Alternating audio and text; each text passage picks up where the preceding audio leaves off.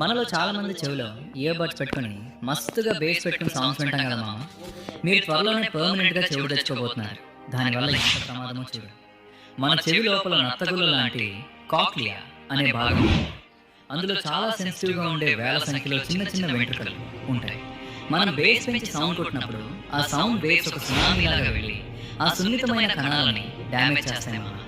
మనం రోజు ఎక్కువగా సౌండ్ పెట్టుకుని వినడం వాళ్ళ కణాలు దెబ్బతిని నశించిపోతాయి.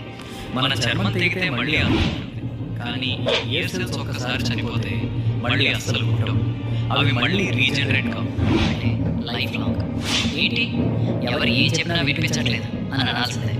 పర్మనెంట్గా మిషన్ పెట్టుకోవాల్సిందే. అందువల్ల మన చెవులు శాశ్వతంగా చెక్కిపోకముందే వాల్యూమ్ 60% మించకూడదు. రోజుకి 60 నిమిషాల కంటే ఎక్కువ ఇయర్ బడ్స్ వాడకూడదు. చెవులు పోగొట్టుకోకముందే. ఎప్పుడూ చెవిలో బడ్స్ పెట్టుకుని తిరిగే ఆ నీ ఫ్రెండ్కి ఈ వీడియోని ఇప్పుడే